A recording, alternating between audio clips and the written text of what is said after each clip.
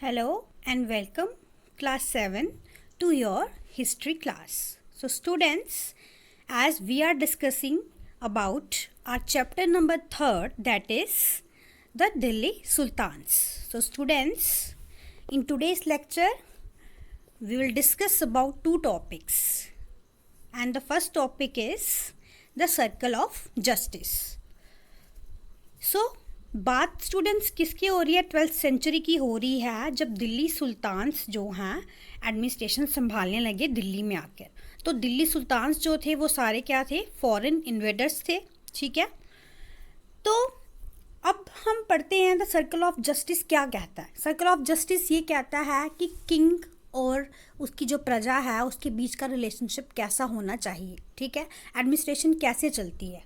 तो उन दिनों 12th सेंचुरी में, ठीक है, जब मोहम्मद गोरी जो है रूल करते थे, ठीक है, और हाफ टर्किश जो स्टार्टिंग की जो डायनेस्टी थी, ठीक है, तो मोहम्मद गोरी जब पृथ्वीराज चौहान को हराकर जब रूल करते थे, थोड़ी देर के लिए उन्होंने रूल किया है, ठीक है, तो उस टाइम पे जो एक स्कॉलर थे फ़क्र मुदब्बिर, ठीक है, तो ये जो थे एक राइटर थे, स्कॉलर थे, तो इन्होंने जो है 13th सेंचुरी में ये सर्कल ऑफ जस्टिस के बारे में लिखा अपनी बुक में. ठीक है, तो स्टूडेंट्स सर्कल ऑफ जस्टिस क्या है इसको पढ़ते हैं.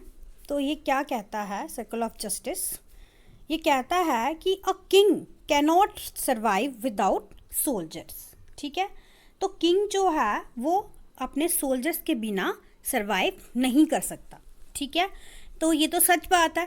हर एक एडमिनिस्ट्रेटर जो है वो विदाउट सोल्जर्स, विदाउट आर्म्स जो है वो किस तरह से सरवाइव करेगा. वो एडमिनिस्ट्रेशन जो है सरवाइव नहीं कर सकती है ज़्यादा देर तक. तो वहाँ पे उनके सोल्जर्स जो हैं वो क्या होने चाहिए? वहाँ पे अच्छे होने चाहिए. ठीक है, तो उसी वजह से सोल्जर्स अगर होंगे तो किंग जो है सरवाइव कर पाता है. अगर कहीं जंग छिड़ गई, कहीं पे युद्ध हो गया, ठीक है, तो वहाँ पे उनको सोल्जर्स ही चाहिए. किंग अकेला तो नहीं लड़ सकता, क्योंकि जो भी उसका दुश्मन है वो उस पर अकेला हमला तो नहीं करेगा. ठीक है, तो इस तरह से सबसे पहले सिक्योरिटी के लिए, सेफ्टी के लिए सबसे ज़्यादा ज़रूरी क्या थे? सोल्जर्स थे. और सोल्जर्स के बिना किंग जो है वो क्या है? अधूरा है. ठीक है, and soldiers cannot live without salaries. और ये भी सच बात है कि अगर सोल्जर्स आपने अपनी जो है आर्मी में भर्ती किए हैं तो उनको बिना सैलरी दिए हुए आप काम नहीं चला सकते. वो बिना सैलरी के काम तो नहीं करेंगे. ठीक है, तो उनको सैलरीज भी देना ज़रूरी है. और सैलरीज के लिए क्या था कि salaries come from the revenue collected from the peasants. तो सैलरीज कहाँ से आती थी? जो रेवेन्यू कलेक्ट किया जाता था पीजेंट से, किसानों से जो रेवेन्यू, जो टैक्स वसूल किया जाता था, उसी से किंग जो है सैलरी देता था. किसको? सोल्जर्स को. ठीक है, तो उसके लिए इम्पोर्टेंट क्या है? अगर पीजेंट से ही सैलरी का जो है सोर्स पैदा हो रहा है, ठीक है, तो अब पीजेंट्स कहाँ से वो चीज़ लेकर आएंगे? तो अब जब पीजेंट्स जो हैं अच्छे से क्रॉप उगाएंगे, उनकी फसल अच्छी होगी, वो प्रॉस्पेरस होंगे, वो खुद उनके पास पैसा होगा, तो ही वो टैक्स जो है वो पे कर सकते हैं. ठीक है, तो मेन बात क्या है कि पीजेंट्स जो हैं, जो आम किसान हैं, वो खुश होना चाहिए, वो प्रॉस्पेरस होना चाहिए कि वो क्या कर सके? टैक्स पे कर सके. ठीक है, तो this happens when the king promotes justice and honest governance. तो ये सब तभी पॉसिबल है जब किंग जो है छोटे से लेकर बड़े अपने नागरिक के लिए क्या दिखाए? जस्टिस दिखाए. ठीक है, और ऑनेस्ट गवर्नेंस उसकी हो. ठीक है, हर एक के साथ पूरा जस्टिस करे और ऑनेस्ट रहे सबके साथ, चाहे वो ऑफिसर है या आम जनता है. ठीक है, अगर वो आम जनता के बारे में सोचेगा तो वहीं से आम जनता की लाइफ जो है अच्छी होगी, खुशहाल होगी. ठीक है, और तभी वो जो हैं वो अच्छी तरह से कमा पाएंगे. और अगर कमाएंगे तो उनके पास अच्छी मनी होगी. मनी जो है वो क्या कर सकेंगे? टैक्स पे कर सकेंगे किंग को. और किंग जो है जब टैक्स पे आएगा, उसको रेवेन्यू आएगा, तो उसी से वो सैलरी पे करेगा अपने सोल्जर्स की, और सोल्जर्स जो हैं उसकी गवर्नेंस अच्छे से संभाल सकेंगे. ठीक है, तो इसका मतलब ये है कि ये पूरा बन गया ना सर्कल. ठीक है, तो ये सर्कल ही बना कि अगर जस्टिस और गवर्नेंस जो ऑनेस्ट होगी, ठीक है, तो ही जो है किंग जो है अच्छे से चला सकता है अपनी एडमिनिस्ट्रेशन। अगर जस्टिस और ऑनेस्ट गवर्नेंस है किंग की, तो ही प्रॉस्पेरस और हेल्दी जो है पीजेंट्स होंगे, और अगर पीजेंट्स प्रॉस्पेरस और हेल्दी होंगे तो क्या होगा, वो अच्छे से वो रेवेन्यू पे कर पाएंगे, और अगर वो रेवेन्यू पे करेंगे तो क्या होगा, सैलरी सोल्जर्स को दे पाएंगे, और अगर सैलरी सोल्जर को मिलेंगी तो ही किंग भी सर्वाइव कर पाएगा। ठीक है, तो ये ही था पूरा सर्कल ऑफ जस्टिस, ये बन गया ना पूरा सर्कल ऑफ जस्टिस।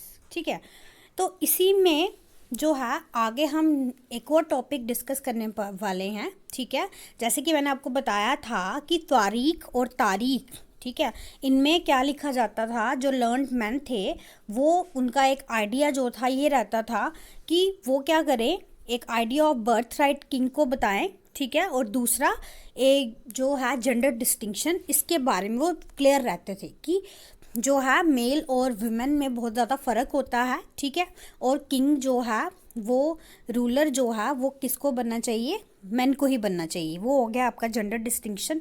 ठीक है, ये मैंने आपको पढ़ाया था, और बर्थ राइट के बारे में बताया था कि बर्थ राइट में क्या है कि ये किंग है जो उसका बेटा ही किंग बनेगा। ठीक है, ये दो चीज़ें जो थी ये आइडियल चीज़ें उन्होंने बना के रखी थी तारीख जो थे राइटर्स थे। ठीक है, तो अभी जेंडर डिस्टिंक्शन के बारे में पढ़ेंगे कि किस तरह से मिनाजे सिराज जो है रज़िया सुल्तान के बारे में क्या कहता था। ठीक है, so let's get started. What Minhaje Siraj thought about Razia. ठीक है, तो अब सबसे पहले आपके माइंड में ये क्वेश्चन आया होगा कि रज़िया कौन थी, मिनाजे सिराज कौन था। ठीक है, तो सबसे पहले रज़िया कौन थी, she was the daughter of Sultan Iltutmish. ठीक है, तो ये जो है रज़िया जो थी वो सुल्तान इल्तुतमिश था उसकी बेटी थी। ठीक है, तो इल्तुतमिश जो था वो स्लेव डायनेस्टी का रूलर था। ठीक है, और उसके बाद जो उसकी बेटी थी रज़िया सुल्तान, वो जो है उसको सुल्तान बनाया गया 1236 में। ठीक है, क्योंकि वो उसकी बेटी थी तो इसलिए वो सुल्तान बनी 1236 में। और मिनाजे सिराज कौन था, principal historian of Mamluk dynasty, वो एक हिस्टोरियन था ममलूक डायनेस्टी का। ठीक है, तो मिनाजे सिराज जो है वो क्या कहता था, किसके बारे में, रज़िया सुल्तान के बारे में। Minhaje Siraj recognise that she was more able and qualified then all her brothers. अब ये चीज़ मिनाजे सिराज जो था ये मानता था कि रज़िया सुल्तान जो है वो अपने ब्रदर से ज़्यादा क्वालिफाइड है, ज़्यादा एबल है, कैपेबल है। ठीक है, अपने ब्रदर से ज़्यादा। लेकिन दूसरी तरफ वो ये भी बोलता था but he was not comfortable at having a queen as ruler. तो अब वो ये भी बोलता था साथ साथ में कि रज़िया सुल्तान बेशक जो है अपने ब्रदर से जो है सुपीरियर है, उसमें बहुत सारी क्वालिटीज़ हैं, एबिलिटीज़ हैं, कैपेबिलिटीज़ हैं, लेकिन वो फिर भी एक वुमेन रूलर जो है उसको पसंद नहीं थी कि वो एक वुमेन रूलर को देखे। ठीक है, तो वो ये नहीं चाहता था कि वो वुमेन रूलर बने। ठीक है, और वो एज अ क्वीन उसको नहीं देखना चाहता था, उसको ये कंफर्टेबल नहीं फील होता था। ठीक है, तो ऐसा क्यों था, क्यों ऐसा सोचता था वो, वही जेंडर डिस्टिंक्शन था। सबके माइंड में एक ही चीज़ थी कि women are inferior to men. ठीक है, men are more superior than the women. तो आदमी जो है वो औरत से जो है ताकतवर होता है, औरत में इतना ज़्यादा ताकत नहीं होती है, औरत में इतनी कैपेबिलिटीज़ नहीं होती हैं, और मेल डोमिनेंट सोसाइटी थी उस टाइम पे, जैसे कि मैंने आपको पहले लेक्चर में ही बताया था। ठीक है, तो उस वजह से जो मिनाजे सिराज है उनका ये सोचना था। आगे देखते हैं। मिनाजे सिराज थॉट दैट, वो क्या बोलता था, queens ruler went against the ideal social order created by God. अब देखो सारी बात किस पे डाल दी, गॉड पे डाल दी, भगवान पे डाल दी कि भगवान ने एक ही रूल बनाया है। भगवान तो कोई रूल बनाता नहीं है। ठीक है, रूल सब कौन बनाता है, इंसान बनाता है। लेकिन वहाँ पे वो ये बोलते थे कि गॉड जो है, भगवान जो है, वो औरतों को ये जो है हक नहीं देता कि वो एज ए रूलर काम करें, एज ए किंग बने। वो सिर्फ क्या करने के लिए, घर के काम करने के लिए हैं और कुछ भी नहीं करती हैं। और गॉड का यही मानना है और गॉड ने वुमेन्स को इसीलिए बनाया है, ठीक है। तो in which women were supposed to be subordinate to man. और यहाँ पर क्या था कि women जो हैं वो क्या हैं, सबॉर्डिनेट हैं मैन के, मतलब वो वहाँ पर प्रॉपर रूलर नहीं बन सकती हैं। क्यों? क्योंकि वहाँ पे क्या है, मेल डोमिनेंट सोसाइटी है, ठीक है। वहाँ पे मेल डोमिनेंट सोसाइटी है, इसीलिए वहाँ पर मेल जो थे वो ज़्यादा डोमिनेंट थे, ठीक है। वहाँ पे उनको ज़्यादा सुपीरियर समझा जाता था वुमेन से। इसीलिए जो वुमेन हैं वो भगवान की किताब में, भगवान ने जो रूल बनाए हैं उनकी किताब में, वहाँ पर वुमेन जो हैं वो राजा नहीं बन सकती, वो कैपेबल नहीं है।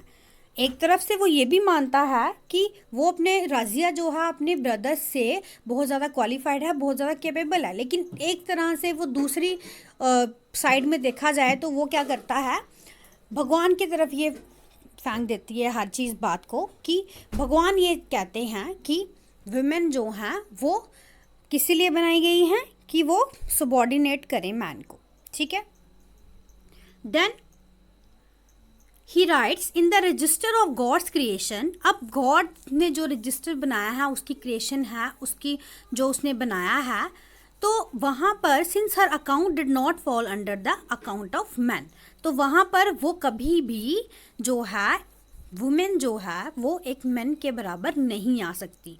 How did she gain from all of her excellent qualities, ठीक है।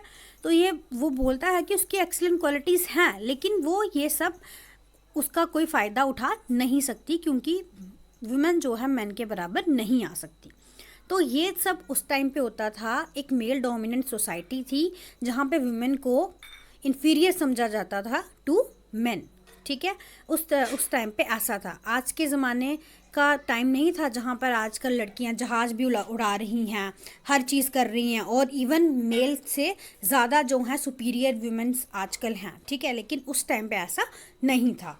तो ऐसा नहीं है कि रज़िया सुल्तान ही उस टाइम रूलर थी या उन दिनों और कोई रूलर नहीं बना। उससे पहले और उसके बाद भी बहुत सारी रूलर्स रही हैं जो विमेन थी, जैसे कि स्टोरी ऑफ रुद्रा माँ देवी, ये जो थी 1262 से लेकर 1289 तक रूलर रही, ठीक है। उसके बाद उससे पहले रज़िया सुल्तान से पहले जो हैं स्टोरी ऑफ दिद्दा, ठीक है, ये 980 से 103 तक रही, ठीक है। ये भी जो थी दोनों विमेन रूलर ही थी। लेकिन उस टाइम पे ये बहुत ही मुश्किल बात थी एक वुमेन जो है अपने आप में एक रूलर होना, ठीक है। तो ये सब जो है बहुत ही ज़्यादा उस टाइम पे मेल डोमिनेंट सोसाइटी बहुत थी, ठीक है। So all this is in this lecture. We will discuss about the garrison town in the next lecture, okay. हम ये भी डिस्कस करेंगे कि गैरिजन टाउन होता क्या है, और बाकी उसको अच्छे से डिटेल में नेक्स्ट लेक्चर में पढ़ेंगे। So thank you very much students.